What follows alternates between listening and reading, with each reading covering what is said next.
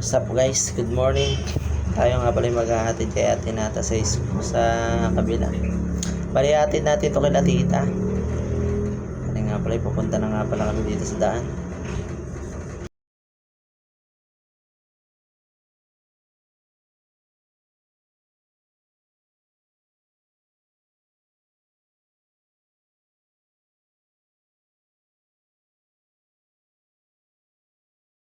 Tuwing umaga nga pala, dito nga pala kami nagdadaan ni Ate Nata. Minsan si Dora naghahatid guys.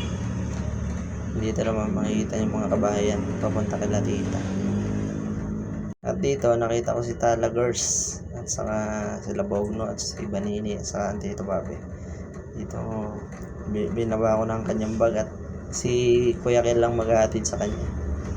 Tapos noon may pinapakuha nga palang gulay dun sa likod, puso ng saging guys, kaya dali-dali na ako pumunta sa likod para silipin guys. Kaya nga pala, humanap muna ako ng pwedeng panungkit, tapos sinipat-sipat ko muna guys.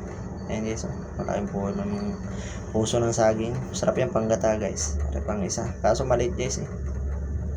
Tapos yan, agad na ako bumalik dun sa loob at ako'y kumuha ng pangkawit. Gamit ko nga pala dito ay isang kutsilyo lang. Itinali ko lang rin sa dulo ng kawayan, panungkit lang baga. Yan, una sinimpat ko muna guys, kung mahaba, kung abot baga. Yan guys, tinali ko muna.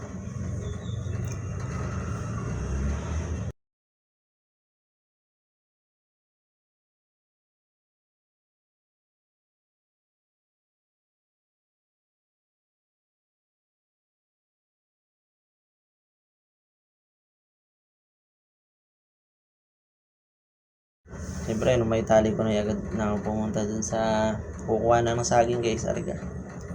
Yun, pinaba ko muna din para makuha na ng video ang pagkatak. Yun, isang kawit lang bagay. Tanggal agad, kaso sumabit pa ang dulo. Tapos yung isa naman guys. Yung isa guys, medyo maliit eh. Pero pwede na. Pasya na sa tanghalian to guys. Ay guys, ayos din yan. Sarap yan sa gata guys, o kaya gisa. Tapos pumasok na ako sa loob. Linagay ko na sa kusina nila. Ayan guys. Bali susunduin ko nga pala rin batang makulit na rin. Aring na nakasakay si Bognots sa kutsi-kutsihan. Aring nga pala yung cute na anak ni Parin David. Ayan guys.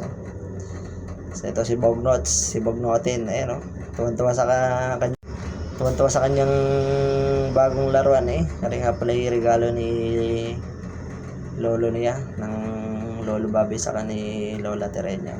Okay, so tuwan-tuwang bata. Maya sabi ko, tara na.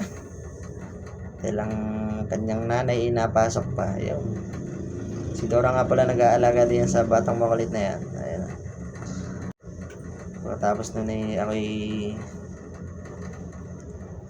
pauwi na guys. Tapos dito guys, pupunta nga pala ako ng station para mag-biometric. Ayan baga. Ako naiwanan pa ang cellphone pang video. Yun na nga pala ang ating for today's video. Bye bye.